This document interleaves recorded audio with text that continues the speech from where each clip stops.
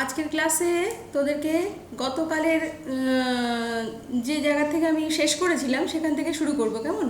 গতকালের যে জায়গাটা মানে শেষ হয়েছিল সেটা হচ্ছে আমি কি বলেছিলাম যে স্তূপ পর্বতের ওখান থেকে আজকের ক্লাস শুরু করব। ঠিক আছে?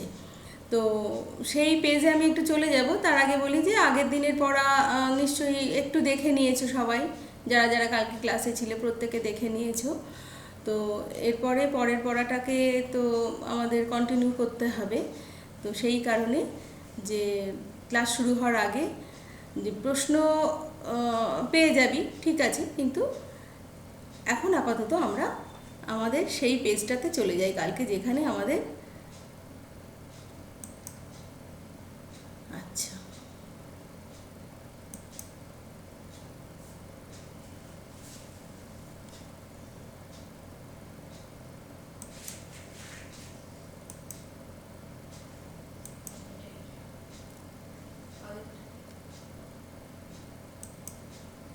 এইখান থেকে, কেমন, এই পেজ থেকে আমাদের আজকের পড়া শুরু। তো এখানে কি আছে দেখো, যে আজকে যে পড়াটা আমরা শুরু করব সেটা হচ্ছে গতকাল আমরা কি করেছিলাম, পর্বত কাকে বলে, পর্বত গ্রন্থি কাকে বলে, উপত্যকা কাকে বলে, এরকম অনেক কিছু আমরা কালকে দেখেছিলাম বা পড়েছি। আর আজকে আমরা পর্বতের যে কতগুলো শ্রেণী বিভাগ আছে, আমরা কালকে ভঙ্গিল পর্বত সম্পর্কে একটু জেনেছি যে ভঙ্গিল পর্বত কিভাবে সৃষ্টি হয়, কেমন, ভঙ্গিল পর্বত কিভাবে পৃথিবীর ওপরে দাঁড়িয়ে থাকে। এইবারে পর্বতের যে শ্রেণীবিভাগ আমাদের আছে সেই শ্রেণীবিভাগের মধ্যে আর একটা পর্বতের শ্রেণী আছে, সেটা হচ্ছে স্তূপ পর্বত। সেই স্তূপ পর্বত কাকে বলে না, তাহলে কি করতে হবে না, আমাদেরকে এখানে দেখতে হবে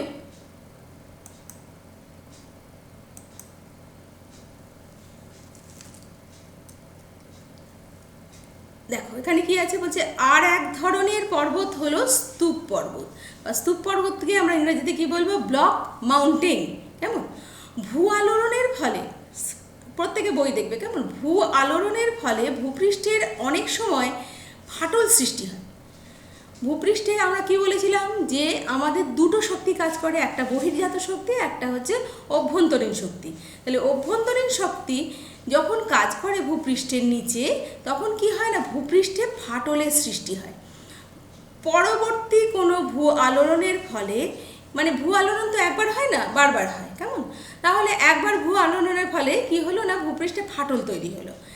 ওই ফাটলটা ওইভাবে থেকে গেল, পরবর্তী ভূ আলোড়ন যখন শুরু হলো বা হচ্ছে, সেটা ভূমিকম্প হতে পারে, কেমন, একটা পাতের সাথে আরেকটা পাতের সংঘর্ষ হতে পারে। আমরা কালকে পাত বা প্লেটের কথা পড়েছিলাম যে পৃথিবীতে মহাদেশগুলো বা মহাসাগরগুলো অনেকগুলো পাত বা প্লেটে বিভক্ত আছে। তাহলে সেই পাত বা প্লেটগুলো যখন সঞ্চলনশীল হয়ে ওঠে, কখনো নড়ে ওঠে, তখন কি হয় না, ভূপৃষ্ঠের অভ্যন্তরে বহির্জাত শক্তির উৎপত্তি হয়। কেমন? তাহলে বলছে যে এই যে ভূ আলোড়নের ফলে এই ফাটলগুলোর মাঝের ভূখণ্ড যখন উঁচু হয়ে যায়, উঁচু হয়ে যেতে পারে, অথবা দুপাশের ভূখণ্ডের নিচে বসে গিয়ে যেতে পারে। যেমন এই যে পাশে দেখ ছবিটা আছে, এখানে কি আছে না, এই ছবিটাতে আমরা কি দেখতে পাচ্ছি না, একটা ফাটল সৃষ্টি হয়েছে। ফাটলটা কোনটা না, এই বরাবর ফাটল সৃষ্টি হয়েছে, এই বরাবর ফাটলের সৃষ্টি হয়েছে, ভূপৃষ্ঠেরই একটা অংশ কিন্তু এটা, কেমন, এই ফাটল বরাবর দুটো ভূমিভাগ কি করেছে, নিচের দিকে নেমে গেছে, দুটো ভূমির অংশ নিচের দিকে নেমে গেছে। আর একটা অংশ সে কি করেছে, ওপরের দিকে উঠে গেছে। এই উঠে যাওয়া অংশটাকে আমরা বলবো স্তূপ পর্বত। কেমন? কেননা এটা হঠাৎ করে মাঝখানে একটা মাটির স্তূপের মতো উঠে বসে আছে, বা এটাকে আমরা বলি ব্লক মাউন্টেন। তাই বলছি যে দুপাশের ভূখণ্ডের নিচে বসে গিয়ে বা মাঝখানের ভূখণ্ডের মতো পর্বতের সৃষ্টি করতে পারে। দুপাশের ভূখণ্ড নিচের দিকে নেমে গেল, তাহলে মাঝখানের ভূখণ্ডটা কি হলো, উঁচু হয়ে থাকলো। আবার এটা বিপরীত হয়, কীরকম হয় না, মাঝখানের যে এই যে মাঝখানেরটা, এই মাঝখানের ভূখণ্ডটা হঠাৎ করে নেমে যেতে পারে, আর এই ওপরের ভূখণ্ড এরা উঁচু হয়ে যেতে পারে। সেই কারণেও কিন্তু তাহলে কি হবে না, এই দুপাশের দুটো অংশ কিন্তু স্তূপ পর্বত তৈরি হবে, আর মাঝখানেরটা একটা উপত্যকা তৈরি হবে। সেই উপত্যকাটার নাম আমি পরে বলছি, সেটা উপত্যকাগুলোর নাম হবে গ্রস্ত উপত্যকা। কেমন? স্তূপ পর্বতের পাশের যে উপত্যকাগুলো, যেমন আমরা ভঙ্গিল পর্বতে কি করেছিলাম, যে এইরকমভাবে ভঙ্গিল পর্বতগুলো দাঁড়িয়ে আছে এরকমভাবে। আর এই অবনমিত জায়গাটাকে আমরা উপত্যকা বলেছি, উন্নত জায়গাগুলোকে আমরা কি বলেছিলাম, চূড়ো বা চূড়া বা শৃঙ্গ। কেমন? কিন্তু স্তূপ পর্বতের ক্ষেত্রে কি হচ্ছে না, এর মাঝখানের অংশ যদি উত্থিত হয়ে থাকে তাহলে মাঝখানের অংশটাকে আমরা স্তূপ পর্বত বলবো। এই দুটো নেমে যাওয়া অংশকে কি বলা হবে, গ্রস্ত উপত্যকা। কেমন? পরের পৃষ্ঠায় আছে। উদাহরণ কি স্তূপ পর্বতের উদাহরণ? ভঙ্গিল পর্বতে আমরা কি উদাহরণ পড়েছিলাম, হিমালয়ের তোমার আমাদের হিমালয়, ইউরোপের আল্পস, হ্যাঁ, আমেরিকার রকি, এরকম পড়েছিলাম। স্তূপ পর্বত ভারতের সাতপুরা, জার্মানির ব্ল্যাক ফরেস্ট, ফ্রান্সের ভোজ, নামগুলো ভীষণভাবে মনে রাখবে। ভারতের সাতপুরা, জার্মানির ব্ল্যাক ফরেস্ট এবং ফ্রান্সের ভোজ। কেমন? এইগুলো হচ্ছে পৃথিবীতে বিখ্যাত বিখ্যাত কতগুলো স্তূপ পর্বত। আচ্ছা,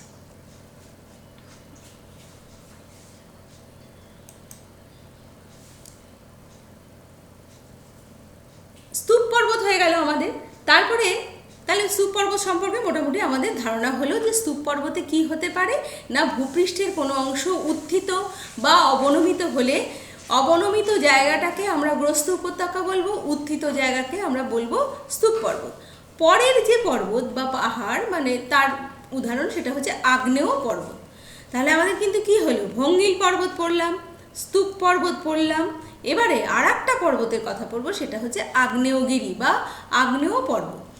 আগ্নেয়গিরি থেকে, আগ্নেয়গিরি মানে গিরি মানে হচ্ছে পর্বত, কেমন, আর আগ্নেয় মানে মানে আগুন বা আগুনজাত পদার্থ, তার থেকে উৎপত্তি। ঠিক আছে? সেখান থেকে অগ্নুৎপাতের মাধ্যমে কি বেরিয়ে আসে, ভূপৃষ্ঠের অভ্যন্তরে ম্যাগমা সঞ্চিত থাকে। কেমন? ম্যাগমা কি না, আমি বলেছিলাম তোদেরকে যে ভূপৃষ্ঠের এরকম ধর ভূপৃষ্ঠ, তার অভ্যন্তরে এরকম ফাটল তৈরি হয়। কেমন? এইভাবে এই ফাটলগুলো বরাবর কি আসে, ভূপৃষ্ঠের অভ্যন্তরে অ্যাস্থেনোস্ফিয়ার বলে একটা অংশ আছে, কালকে বলেছিলাম। সেইখানে কিছু পদার্থ থাকে, সেগুলো খুব আঠালো থকথকে পদার্থ। সেই পদার্থগুলোকে আমরা বলছি ম্যাগমা। এই ম্যাগমা এইখান থেকে যদি ফাটলটা শুরু হয়ে যায় কোনো কারণে ভূ আন্দোলনে, তখন এই ম্যাগমা কি করে, এই ফাটল বরাবর ভূপৃষ্ঠের ওপরে উঠে আসার চেষ্টা করে। ভূপৃষ্ঠের ওপরে এই ম্যাগমা ওপরে উঠে আসে, উঠে এসে কি হয়, তার নাম হয়, যখন উঠে আসে তার নাম হয় লাভা। কেমন? লাভা উদ্গীরণের ফলে, ওটাকে বলছি আমরা অগ্নুৎপাত। লাভা যুগ যুগ ধরে একটা অঞ্চলে এরকম উদ্গীরিত হতে থাকে, হলে তার কি হয় না, সেই অংশটা উচ্চতা বেড়ে যায়। এবং পরপর হয়তো একদিন দুদিনে নয়, কিন্তু কোটি কোটি বছর ধরে কিন্তু এই লাভা এখানে সঞ্চিত হচ্ছে। কোথা থেকে আসছে না, এখান থেকে, এখানকার এটা আমরা কি বললাম, ম্যাগমা। কেমন? আর বেরিয়ে আসছে, তার নাম হচ্ছে লাভা। লাভা বেরিয়ে এসে যখন এই ধরনের উচ্চতা বিশিষ্ট পর্বতের সৃষ্টি করে, তখন সেই পর্বতকে আমরা কি বলবো, আগ্নেয় পর্বত। আগ্নেয় পর্বতের একটা এরকম মুখ থাকে, এই মুখটাকে কি বলা হয়, জ্বালামুখ। হ্যাঁ, আর এই একটা পাইপের মতো বা ফানেলের মতো একটা অংশ থাকে, সেইখান থেকে পদার্থ, কি পদার্থ না, ম্যাগমা বেরিয়ে আসে, এবং সেই পর্বতের নাম বলছে আমরা আগ্নেয় পর্বত বা ভলক্যানিক মাউন্টেন। তাহলে আমরা কি বললাম, ব্লক মাউন্টেন পড়লাম, স্তূপ পর্বত, পরেরটা পড়লাম কি, আগ্নেয় পর্বত বা ভলক্যানিক মাউন্টেন। ইতালির ভিসুভিয়াস, কি কি উদাহরণ, ইটালির ভিসুভিয়াস, এটনা, আফ্রিকার কিলিমাঞ্জারো, জাপানের ফুজিয়ামা, ইন্দোনেশিয়ার ক্রাকাতোয়া, এইরকম কতগুলো আগ্নেয় পর্বতের উদাহরণগুলো কিন্তু আমাদের প্রত্যেকে, আমি যেমন তলায় তলায় দাগ দিয়ে দিচ্ছি না, প্রত্যেকে তার বইতে কিন্তু নিচে নিচে মার্ক করে রাখো, তাহলে কিন্তু পড়ার সময় খুব সুন্দর চোখে পড়বে। তাহলে কিন্তু ইতালির ভিসুভিয়াস, এটনা, আফ্রিকার কিলিমাঞ্জারো, জাপানের ফুজিয়ামা, ইন্দোনেশিয়ার ক্রাকাতোয়া, এরকম হাজারটা, শুধু এইগুলো না, এরকম হাজারটা লক্ষ লক্ষ আগ্নেয়গিরি আছে ভূমধ্য সাগরের চারপাশে।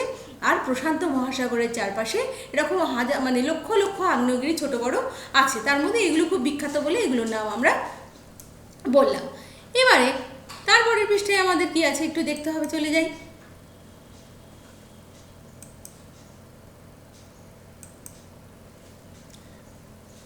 এই পৃষ্ঠাটা কিন্তু কালকে আমরা পড়েছি। কিরকম পড়েছিলাম না, পর্বত কাকে বলে, পর্বতের শৃঙ্গ বা চূড়া কাকে বলে, উপত্যকা কাকে বলে, পর্বত শ্রেণী কাকে বলে, পর্বত গ্রন্থি কাকে বলে। আজকে আর একবার আমি বলে দেবো। কি বলবো না, সাধারণত পর্বত কাকে বলে, বলছে সাধারণত 900 মিটার, 900 মিটারের বেশি উঁচু।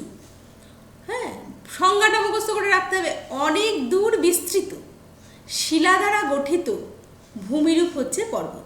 900 মিটারের বেশি উচ্চতা হবে, 900 মিটারের নিচে হলে তাকে আমরা পর্বত বলবো না, তাকে আমরা কি বলেছিলাম, তাকে আমরা বলবো পাহাড়। 900 মিটারের ওপরে উচ্চতা, এই রকম ভূমিরূপ, তার কি অনেক দূর বিস্তৃত, শিলাময়, শিলা দ্বারা গঠিত, এবং এখানে আর একটা কথা যুক্ত করতে হবে, খাড়া ঢাল বিশিষ্ট। হ্যাঁ, তাহলেই কিন্তু পর্বত। মৃদু ঢাল বিশিষ্ট যদি হয় তাহলে সেটা পাহাড় হয়ে যাবে, খাড়া ঢাল বিশিষ্ট। পৃথিবীর স্থলভাগের প্রায় 4 ভাগের 1 ভাগ, কেমন, পৃথিবীর স্থলভাগের প্রায় 4 ভাগের 1 ভাগের অংশ হচ্ছে পর্বতময়। পর্বতের বেশিরভাগ অংশই হচ্ছে খাড়া ঢালযুক্ত এবং উঁচু নিচু। পর্বতের ওপরের যে সূচালো অংশটা, এই যে যদি একটা পর্বতের একটা অংশ আমি এখানে এঁকে দিই তাহলে কি হবে, এই যে চূড়াটা, এই চূড়াটাকে কি বলা হচ্ছে, পর্বত শৃঙ্গ। এই চূড়াটাকে বলা হচ্ছে পর্বত শৃঙ্গ বা চূড়া। হিমালয়ের এভারেস্ট, মাউন্ট এভারেস্ট হচ্ছে পৃথিবীর সবথেকে উঁচু পর্বতশৃঙ্গ। তাহলে এই পর্বতশৃঙ্গের উচ্চতা কত, 8848 মিটার। হ্যাঁ, হিমালয় পর্বতের মাউন্ট এভারেস্ট 8848 মিটার উঁচু। আচ্ছা, দুটো পর্বতের মাঝখানে নিচু অংশ উপত্যকা, কালামি ছবি এঁকে দেখিয়ে দিয়েছিলাম। আচ্ছা, এই রকম কয়েকটি পর্বতশৃঙ্গ আর উপত্যকা বিরাট অঞ্চল জুড়ে অবস্থান করলে তাকে বলা হয় পর্বত শ্রেণী। কেমন না, এইভাবে এইভাবে অবস্থান করছে, ধরো তার পিছনে আবার আছে এরকম পর্বত আছে, তার পিছনে আবার আছে পর্বত। এইরকমভাবে যখন পর্বতগুলো একে অপরের সাথে অবস্থান করে পরপর, তখন তাকে কি বলা হয়, তখন তাকে বলা হয় পর্বত শ্রেণী। কেমন, আর অনেকগুলো, তাকে কি বলবো, পর্বত শ্রেণী। আর অনেকগুলো পর্বত শ্রেণী বিভিন্ন দিক থেকে এক জায়গায় এসে মিলিত হলে, এরকম হয়তো দেখা গেল যে এখানে এই দিক থেকে এসছে, আবার এই দিক থেকে এরকম এসছে। হ্যাঁ, বিভিন্ন দিক থেকে পর্বত যখন এসে এরকম একটা জায়গায় মিলিত হয়ে যায়, একটা জায়গাতে এসে মিলিত হয়ে যায়, তাহলে সেই জায়গাটাকে আমরা কি বলবো, পর্বত গ্রন্থি। পৃথিবীর উপরে এরকম একটা বিখ্যাত গ্রন্থি আছে, সেই গ্রন্থিটার নাম হচ্ছে পামির। কেমন, মনে রাখবি, পামির গ্রন্থি, পামির গ্রন্থি। পামির গ্রন্থি থেকে কোন কোন পর্বতের উৎপত্তি, না ওই হিমালয় পর্বত, তারপরে আল্পস, ওদিকে আল্পস নয়, হিমালয়, কুয়েনলুন, আলতিনতাগ, তিয়ানসান, এরকম নানা রকম, হিন্দুকুশ, কারাকোরাম, এই সমস্ত পর্বতগুলোর উৎপত্তি হচ্ছে পামির গ্রন্থি থেকে। পামিরকে বলা হয় পৃথিবীর ছাদ, মানে মালভূমি, কিন্তু এর উচ্চতা অনেক বেশি এবং এটা থেকে অনেকগুলো পর্বতশ্রেণী বেরিয়ে এসছে। কেমন, তাহলে গেলাম আমরা এই পৃষ্ঠা থেকে চলে গেলাম, এই পৃষ্ঠাটা আমাদের কালকে পড়া হয়ে গিয়েছিল। এখানে বলছে যে দুদিক মিলছে না, মিলিয়ে দেখো। কি মিলিয়ে দেখবো না, এটনা। এটনা কি বলবো, এটনা হচ্ছে আগ্নেয় পর্বত। আল্পস, তাহলে আমি দেখ এখানে বলে দিই কিরকম করে মিলাতে হবে আমাদেরকে। এটনা হচ্ছে আগ্নেয় পর্বত, আল্পস ভঙ্গিল পর্বত, ব্ল্যাক ফরেস্ট স্তূপ পর্বত, হিমালয় ভঙ্গিল পর্বত। কেমন, এগুলো পড়লেই পারবি, পড়িসনি তাই। এখানে যে পর্বত আছে দেখো, আগ্নেয় পর্বত, এটা এর মাথায় বরফ জমেছে, এ ধরনের, এগুলো সবই হচ্ছে পর্বত। তাহলে কি হলো, এটনাটা হচ্ছে আগ্নেয় পর্বত, আল্পস হচ্ছে ভঙ্গিল পর্বত, ব্ল্যাক ফরেস্ট হচ্ছে স্তূপ পর্বত, হিমালয় কি, হিমালয় হচ্ছে ভঙ্গিল পর্বত। ঠিক আছে, এইবারে আমাদের বইতে কি বলেছে না, সোহার বাড়ি বীরভূম। তাহলে আমাদের পর্ব শেষ হয়ে গেল, পর্বতের আমরা 3টে ভাগ এখানে পড়েছি। কি কি পর্বতের আর একটা ভাগ আছে, সেটা হচ্ছে অবশিষ্ট পর্বত বা ক্ষয়জাত পর্বত। কেমন মাথায় রেখে দে, আমাদের এখন বইতে নেই, পরবর্তীকালের 8 বা 9-এ দেখবি পর্বতের আর একটা ভাগ আছে, যে ভঙ্গিল পর্বত, স্তূপ পর্বত, আগ্নেয় পর্বত আর অবশিষ্ট বা ক্ষয়জাত পর্বত। যেমন আরাবল্লীকে আমরা কি বলেছি না, আরাবল্লী হচ্ছে ভঙ্গিল পর্বত, কেমন, কিন্তু এটা হচ্ছে প্রাচীন ভঙ্গিল পর্বত এবং এই পর্বতটা এখন আর ভঙ্গিল পর্বতের রূপে নেই। এর ওপর থেকে যে পাললিক শিলা ছিল সেই শিলা কিন্তু এখান থেকে ক্ষয় হয়ে গেছে, ক্ষয় হয়ে গিয়ে এর উচ্চতা কমে গেছে এবং এর অবশিষ্ট অংশটা এখন পাহাড়ের রূপ নিয়ে অবস্থান করছে। তাই এটা কিন্তু এখন আর বর্তমানে ভঙ্গিল পর্বত না, বর্তমানে এটা অবশিষ্ট বা ক্ষয়জাত পর্বত, এটা জেনে রাখি, কেমন। এবার কি হচ্ছে না, আমরা চলে যাব পৃথিবীর আর একটা ভূমিরূপের মধ্যে। সেই ভূমিরূপটা কি না, পরবর্তী দেখছি যে মালভূমি, কেমন। পরবর্তী যে ভূমিরূপটা আমরা পর্বত পড়েছি, তার পরবর্তী ভূমিরূপটা আমরা চলে যাব কি না, মালভূমি, কেমন। বলছে কি, সোহার বাড়ি বীরভূম জেলার শান্তিনিকেতনে।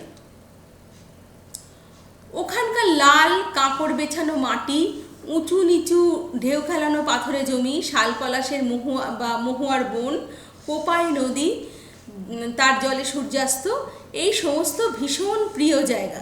আমরা যেমন দার্জিলিংয়ে পাহাড় দেখতে যাই, তেমনি আমরা সবাই কিন্তু বীরভূম জেলা শান্তিনিকেতনে বেড়াতে যাই।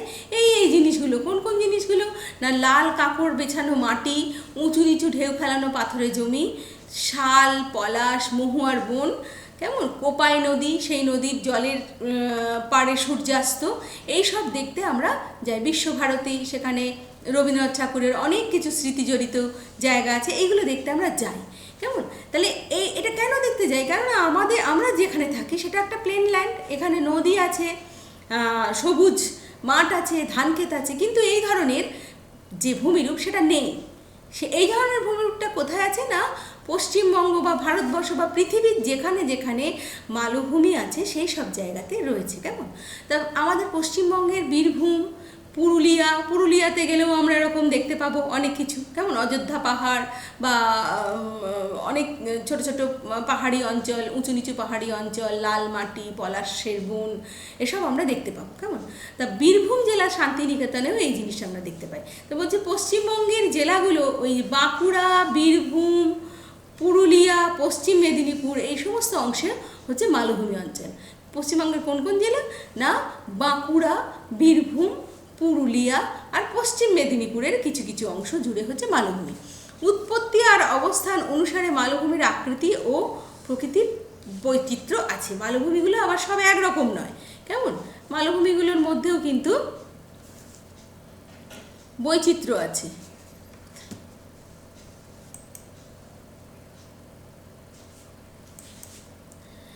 কি কি আছে না, প্রথমটা হচ্ছে কি, প্রথম যে অংশটা মালভূমি সেটা হচ্ছে পর্বত বেষ্টিত মালভূমি, কেমন। এর ইংরাজি কি, ইন্টারমন্টেন প্ল্যাটো, কেমন। মালভূমির ইংরাজি হচ্ছে প্ল্যাটো, পাহাড় বা পর্বত আমরা কি বলেছিলাম যে সেটা হচ্ছে মাউন্টেন, ঠিক আছে, ভঙ্গিল পর্বত, স্তূপ পর্বত।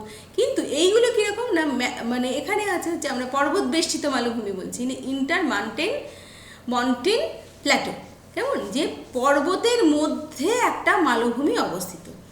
উদাহরণ হিসাবে আমি এখনই বলতে পারি তিব্বতের মালভূমি, পৃথিবীতে খুব বিখ্যাত একটা মালভূমি, যেটা কিন্তু পর্বত বেষ্টিত মালভূমি, কেমন।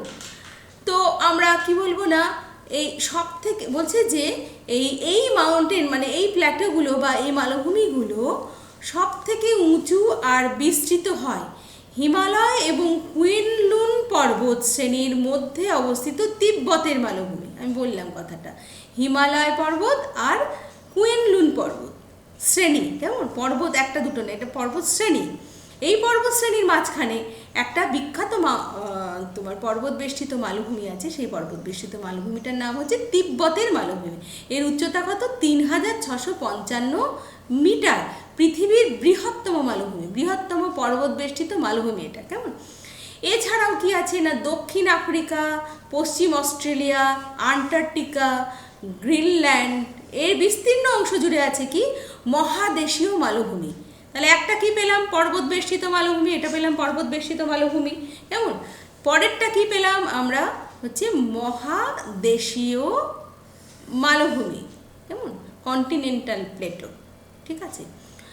আবার আর একটা কি না বলছি, অগ্নি উৎপাতের সময় গরম লাভা অনেক দূর পর্যন্ত ছড়িয়ে পড়ে সেটা পর্বতের আকার ধারণ না করে সেটা কি চ্যাপ্টা মালভূমির আকার ধারণ করে, কিন্তু খাড়া ঢাল বিশিষ্ট। মালভূমির বৈশিষ্ট্য কি না, মালভূমির ওপর যেমন পর্বতের কি দেখেছিলাম আমরা, শৃঙ্গ আছে, কেমন, পর্বতের খাড়া ঢাল উপত্যকা আছে। মালভূমি কীরকম আমি এখানেই তোমাদেরকে দেখে দিচ্ছি। মালভূমির ওপর দিকটা এরকম তরঙ্গায়িত, কেমন, আর ধারটা এরকম খাড়া ঢাল বিশিষ্ট, কেমন। এই পৃথিবীতে এরকম ধরনের ভূমিভাগ থাকলে সেটা হচ্ছে মালভূমি। আর কি হয় না, এই যে ছোট ছোট ঢেউ খেলানো অংশ থেকে নদীগুলো বেরোয়, নদীগুলো বেরিয়ে মালভূমিকে এরকম ছোট ছোট অংশে বিভক্ত করে দেয়। সেগুলোকে কি বলে এখানে হয়তো নেই, এই ধরনের মালভূমিকে বলা হয় ব্যবচ্ছিন্ন মালভূমি, কেমন, যে নদীর উপত্যকা দ্বারা এরা পরপর পরপর বিচ্ছিন্ন হয়ে যায়। কিন্তু মালভূমি তাহলে বৈশিষ্ট্য কী বলবো, খাড়া ঢাল বিশিষ্ট, অপর দিকটা চ্যাপ্টা বা তরঙ্গায়িত, ভূপৃষ্ঠের ওপর থেকে অন্তত এটা 300 থেকে 600 মিটার ওপরে, কেমন। এর হাইট কত হবে না 300 থেকে প্রায় 600 মিটার এর উচ্চতা থাকবে। 300 মিটারের নিচে হলে সেটা হবে সমভূমি, কেমন। এটা হচ্ছে 300 থেকে, যেমন পাহাড় বা পর্বত, আমরা কি পাহাড় বলেছিলাম 900 মিটারের নিচে, আর পর্বত বলেছিলাম 900 মিটারের ওপরে। মালভূমিও তাই 300 থেকে 600 মিটারের মধ্যে যার উচ্চতা থাকবে সি লেভেল থেকে, মানে এই উচ্চতাটা সমুদ্রপৃষ্ঠ থেকে যার উচ্চতাটা হবে 300 থেকে 600 মিটার, যার খাড়া ঢাল থাকবে, যার ওপর দিকটা কি হবে ঢেউ খেলানো, ঈষৎ ঢেউ খেলানো, আর কি হবে না এখানে বন্ধুর, মানে এখানে যে মাটি থাকবে সেটা খনিজ বিশিষ্ট কিন্তু পলিমৃত্তিকা নয়। এই ধরনের পৃথিবীতে যে ভূমিভাগ তাকে মালভূমি বলছি। কিন্তু এই মালভূমিতে আবার কি থাকতে পারে, লাভা দ্বারাও হতে পারে। যে মহাদেশীয় মালভূমি, তিব্বতের মালভূমি, যেটা পর্বত বেষ্টিত মালভূমি বললাম, আবার মালভূমিতে লাভাও থাকতে পারে। সেখানে হয়তো আগ্নেয় পর্বত তৈরি না হয়ে লাভাটা অনেক দূর পর্যন্ত ছড়িয়ে পড়ে সেটা ঈষৎ ঢেউ খেলানো উচ্চতা বিশিষ্ট 300 থেকে 600 মিটার উচ্চতা বিশিষ্ট লাভা দ্বারা গঠিত মালভূমি। সেটাকে আমরা বলছি যে লাভা গঠিত মালভূমি বা ভলক্যানিক প্লেটো, কেমন, ভলক্যানিক প্লেটো আমরা বলছি। আচ্ছা, বলছি আশপাশের অঞ্চলের সাপেক্ষে হঠাৎ উঁচু, সাধারণত 300 মিটারের বেশি উঁচু বিস্তীর্ণ ভূভাগ, যেটা আমি বলেছি সেটা দেখো যে আশপাশের অঞ্চল থেকে অঞ্চলের সাপেক্ষে, আশপাশের মানে এটা সবসময় আমরা সমুদ্রপৃষ্ঠ থেকে উচ্চতা মাপি, কেমন, 300 মিটারের বেশি উঁচু বিস্তীর্ণ ভূমিভাগ যার চারদিক খাড়া ঢাল বিশিষ্ট এইরকম ধরনের ভূমিভাগকে কি বলা হচ্ছে, মালভূমি বা প্লেটো। স্থলভাগের বেশিরভাগ জায়গা জুড়ে রয়েছে মালভূমি। এশিয়া, আফ্রিকা, উত্তর আমেরিকা, অস্ট্রেলিয়া এই সমস্ত জায়গা জুড়ে বড় বড় মালভূমি আছে, কেমন। মালভূমির উপরটা সমতল বা ঢেউ খেলানো উঁচু নিচু হতে পারে, যেমন মালভূমির অনেকটা তোমার পড়ার টেবিলের মতো, আমরা যে টেবিলগুলোতে পড়ি মালভূমিকে কিন্তু টেবিল ল্যান্ডও বলা হয়, কেমন। কেননা টেবিলের ওপরটা যেমন একটা বেশ সমতল মতো আর ধারটা ভীষণ খাড়া, এইরকম ধরনের মালভূমিগুলো দেখতে হয়। তবে ধারটা টেবিলের মতো একবার সরাসরি নেমে যায়নি, যেহেতু ভূমিভাগ সেহেতু একটুখানি তারা ঢেউ খেলানো হয়, কেমন, তাই টেবিলের মতো হয়। তাই টেবিল ধারগুলো যেমন পায়ার তোমার ঢালু এবং খাড়া, সেই জন্য তাই মালভূমির আর এক নাম হচ্ছে টেবিল ল্যান্ড, কেমন। আজকে কিন্তু আমরা অনেকটা পড়ে ফেলেছি, এই পড়া যেটুকু পড়ে ফেলেছি সেইটুকু থাক। এই জায়গাটা আমি একটু বলে দেবো, কারণ আমি বলেছি আজকে পড়ার মধ্যে যেটা বলেছি সেটাই এখানে আছে। দেখো যে নদী দ্বারা, আমি বললাম না যে নদী দ্বারা মালভূমির ওপরটা ছিন্ন বিচ্ছিন্ন হয়ে যায়, সেই বিচ্ছিন্ন মালভূমিকে কি বলা হয়, ব্যবচ্ছিন্ন মালভূমি। ছোটনাগপুরের মালভূমি এই ধরনের, আমাদের ভারতবর্ষের রাঁচি বা বিহার, কেমন, এইসব জায়গায় ছোটনাগপুরের মালভূমি আছে। এই মালভূমিটাকেই আমরা ব্যবচ্ছিন্ন মালভূমি বলি। কেননা এই মালভূমিতে অনেক নদী, এই নদীগুলো কি হয় বর্ষার সময় উৎপত্তি হয়, এই নদী দ্বারা মালভূমিটা ছিন্ন বিচ্ছিন্ন হয়ে গিয়েছে নদীর উপত্যকা দ্বারা, তাই এই মালভূমিকে আমরা ব্যবচ্ছিন্ন মালভূমি। পশ্চিমবঙ্গের মালভূমি অঞ্চল ছোটনাগপুরের মালভূমির অংশ। পশ্চিমবঙ্গের যে বীরভূম, পুরুলিয়া, বাঁকুড়া, এইসব পশ্চিম মেদিনীপুরে যে মালভূমিটা আমরা বলছি আছে, এটা কিন্তু ছোটনাগপুরের মালভূমিরই একটা অংশ। এটা ক্ষয়প্রাপ্ত, হ্যাঁ, নদীগুলো একে ক্ষয় করে করে এর উচ্চতাটা কমিয়ে দিয়েছে। পামির মালভূমির কথা আমি বলেছি। পামির মালভূমি যার উচ্চতা হচ্ছে 4873 মিটার, কেমন, পৃথিবীর সর্বোচ্চ মালভূমি, একে আমরা পৃথিবীর ছাদ বলি। এই মালভূমি, এছাড়া তিব্বতের মালভূমি, ভারতের লাদাখ মালভূমি, এগুলোও কিন্তু উচ্চ মালভূমি, কেমন। তাহলে আজকে কিন্তু আমি এইখানে পড়াটা শেষ করে দেবো। এখানে পড়াটা শেষ করব, তার কারণ হচ্ছে তোমার যেখান থেকে পড়ালাম সেখান থেকে আমরা পড়াটাকে শেষ করে দিচ্ছি। এরপরে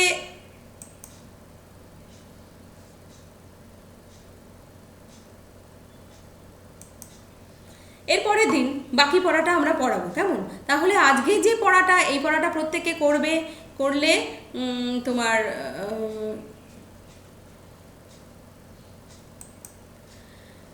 এই পড়াটা করতে হবে, কেমন। আজকের পড়া আমি যেটা বলে দিলাম, কত পৃষ্ঠা পর্যন্ত যেন বললাম, সেইটা তোমরা নিজেরাও বুঝতে পারবে। বইয়ের পৃষ্ঠা আমি বলে দিচ্ছি, বইয়ের পৃষ্ঠা কত দূর আমি করেছি পড়াটা। তোমার এখানে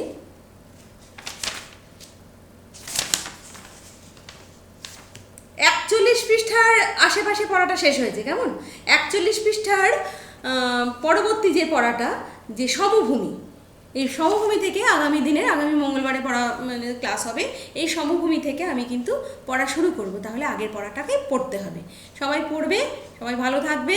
পরবর্তীকালে আবার আমাদের পরের দিন আমরা ক্লাস করব, সেই পর্যন্ত আমাদের পড়াশুনো করতে হবে, কেমন। আমি আজকে তোমাদের এখানেই শেষ করে দিচ্ছি।